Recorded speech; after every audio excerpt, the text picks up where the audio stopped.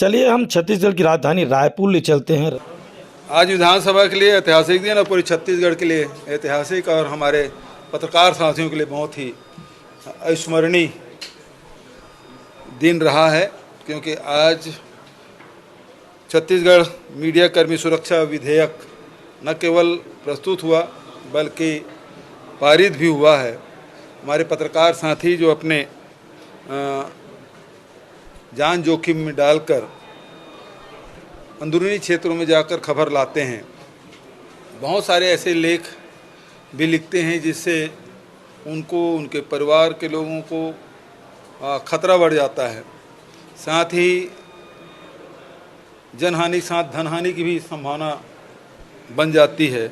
ऐसे में जितने भी हमारे पत्रकार हैं, चाहे वो इलेक्ट्रॉनिक मीडिया को हो, चाहे प्रिंट मीडिया को हो, चाहे पोर्टल के हों, सभी साथियों के जो ऑफिस में जो काम करते हैं वो भी और जो गांव में काम करते हैं उनके लिए भी न केवल अधिमान्यता पत्र जारी करने का बल्कि उसे रजिस्ट्रेशन कराने की, जिसको अधिमान्यता पत्र नहीं है, और कोई प्रेस यदि कहता है कि ये हमारे साथ में है और जो लगातार उसमें 6 महीने के अंदर में 3 लेख लिखे हों या स्टोरी की हों, ऐसे लोग हैं जिसको इस सुरक्षा मीडिया कर्मी सुरक्षा कानून के दायरे में लाया गया है ताकि पत्रकारों के सुरक्षा हो सके।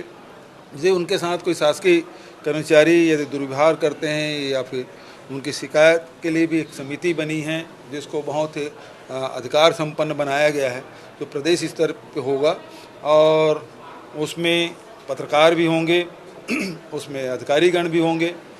तो वो सब मिल के 6 लोगों की समिति बनेगी जिसके माध्यम से उसे सुनवाई की जा सकेगी और आवश्यक निर्देश भी दे सकेंगे और दंड भी का प्रावधान है।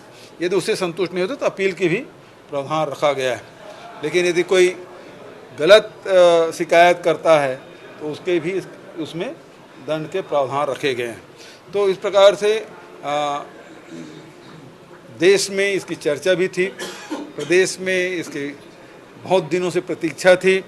मैं इस अवसर पर जस्टिस आफ्ताब आलम जी, सुप्रीम कोर्ट के सेवानिवृत्त न्यायाधीश आफ्ताब आलम जी की अध्यक्षता में एक प्रारूप समिति बनी थी जिसके सदस्य न्यायमूर्ति सेवानिवृत्त श्रीमती अंजना प्रकाश जी, उच्चतम न्यायालय के वरिष्ठ अधिवक्ता श्री राजू राम जी, वरिष्ठ पत्रकार आज हमारे बीच में नहीं हैं ललित सुरजन जी, श्री प्रकाश दुबे जी, मेरे सलाहकार रुचिर गर्ग जी, महाधिवक्ता विधि विभाग के प्रमुख सचिव, पुलिस महानिदेशक, सभी इसके सदस्य थे और अनेक बैठकें राज्य में और दिल्ली में करके विभिन्न संगठनों से चर्चा करके इसका प्रारूप बनाया गया और उसके बाद इसके प्रारूप को विभाग को सौंपा गया। विभाग ने लंबे विचार विमर्श करके इसको विधेयक के रूप में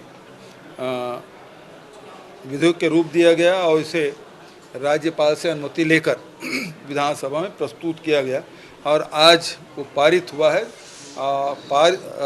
लेकिन दुर्भाग्य ये है कि विपक्ष इसके लिए सहमति तो दिए लेकिन इसमें चर्चा में भाग नहीं लिए। किन कारणों से नहीं लिए वो अलग बात है, लेकिन कुल मिला के जो उनकी मंशा थी, अजय चंद्राकर जी बोलने खड़े भी हो गए लेकिन बाद में उसके साथियों ने बिठा भी दिया। तो ये बहुत दुर्भाग्यजनक है कि ऐसे विधेयक जो मूल विधेयक है और पहली बार छत्तीसगढ़ की विधानसभा में प्रस्तुत हुआ है, तो विपक्षी साथियों को भी इसमें अपनी राय रखनी थी, जो नहीं हुआ। ये बेहद दुर्भाग्यजनक है। हालांकि सर्वोन्नति से इस विधेयक को पारित किया गया।